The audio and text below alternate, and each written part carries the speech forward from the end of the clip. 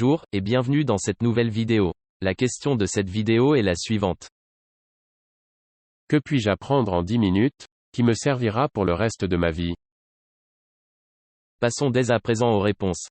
D'après Anna-Marie, la réponse à cette question est la suivante. Liste non exhaustive, les céréales c'est pas bon pour la santé. Les Pringles ont beaucoup plus de chances de donner un cancer, que les autres chips, des études ont été faites dessus. Les pervers narcissiques, sont mauvais pour la santé, pour le travail, pour le social. Fumer n'est pas cool. Ça donne un genre, oui mais, si tu n'as pas vu Matrix ou Terminator, go now. Les livres sont toujours beaucoup mieux que les films. L'inactivité, rend toujours dépressif, même si on peut faire ce qu'on veut de la journée, télé, téléphone, jeux vidéo, qu'on n'a pas d'horaire et pas de transport. Le fait, de ne pas avoir un rôle ou de ne pas apprendre suffisamment de choses et de ne pas être cadré, nous donne à travers l'amusement qu'un ennui inespéré, et c'est une fille qui a arrêté l'école tôt qui dit ça. Heureusement qu'on peut reprendre les études, ou une activité, même après plusieurs années, où on n'a pas fait énormément de choses. Trop d'ordinateur fait mal à la tête, surtout le soir, il faut mettre une appli anti-lumière bleue. Lire fait parfois plus de bien que de regarder une série, même si on oublie, car notre société est trop modernisée, pour passer ses soirs à lire. Après une insomnie, il ne faut pas dormir le matin. Non seulement on perd une partie de sa journée, mais après on est encore plus fatigué, car on a dormi seulement quelques heures. Non, le Uno ou le Monopoly ne fait pas perdre ses amis, quand on est bon joueur, je dis ça, mais il m'est déjà arrivé d'envoyer valser le Monopoly étant petite. Il faut être bon perdant, mais ne pas hésiter de se la péter quand on gagne, on l'a bien mérité notre victoire après cette rude concurrence quand même. Le Rummikub est le seul jeu qui peut faire aimer les chiffres et les calculs, quand on fait partie de ceux qui détestent les maths et qui utilisent une calculatrice pour compter les soldes. Non, le Scrabble n'est pas que pour les vieux et vous serez fiers quand vous battrez vos grands-parents qui y jouent depuis 30 ans, voire plus. Les chats font beaucoup moins hostiller quand on apprend à les connaître. Ils sont beaucoup plus gentils, que leur réputation nous le fait croire. Si vous avez 20 ans ou moins, regardez des films anciens, écoutez des musiques anciennes juste par curiosité et même que parfois c'est mieux, beaucoup mieux. Chanel numéro 5, n'achetez jamais ça à votre copine, par contre votre grand-mère l'aimerait. Second liste non exhaustive de challenges, activités, à faire au moins une fois dans sa vie, faire un Rubik's Cube complet, plein de gens y arrivent pourquoi pas vous. Faire tourner un stylo sur ses doigts. Cela ne sert à rien, mais vous pouvez vous la péter, parce que pas tout le monde y arrive.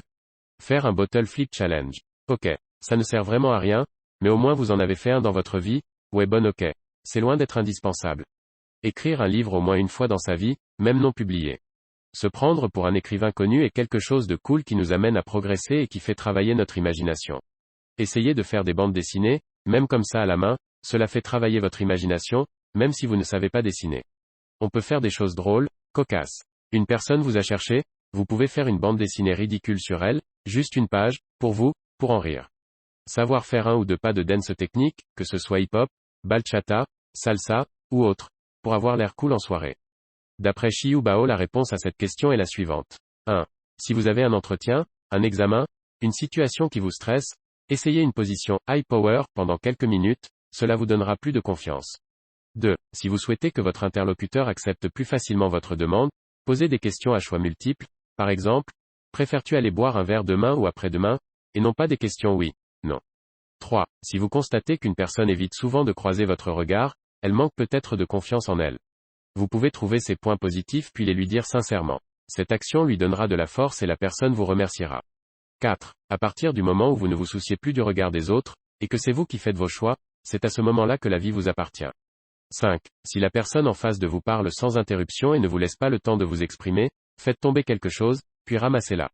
C'est bon, c'est à votre tour de vous exprimer. 6. Si vous posez une question, et que la personne n'a répondu qu'à la moitié de votre question, alors restez en contact avec ses yeux en silence, elle va reprendre la parole.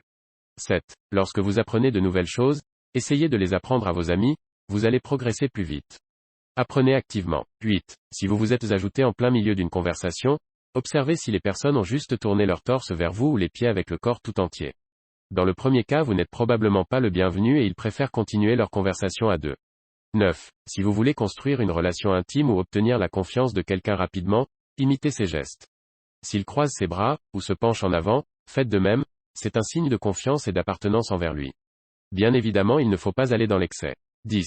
Le principe de Pareto, 80% des effets sont le produit de 20% de causes.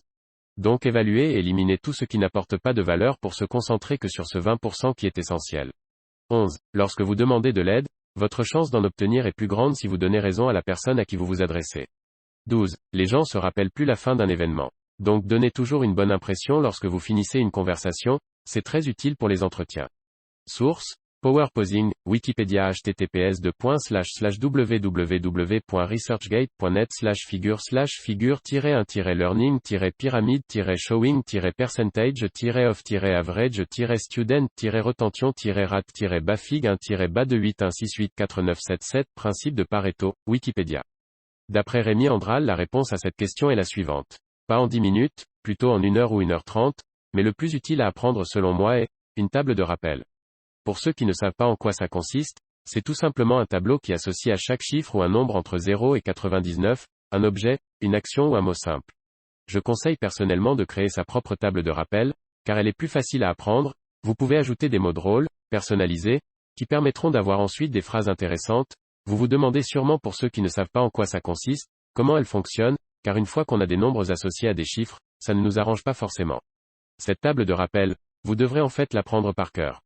Je comprends que ça puisse faire peur, c'est peut-être assez long d'apprendre 100 mots associés à des chiffres, mais une fois que cette table de rappel est apprise, vous verrez qu'elle sera bien plus utile que la petite heure que vous lui avez consacrée.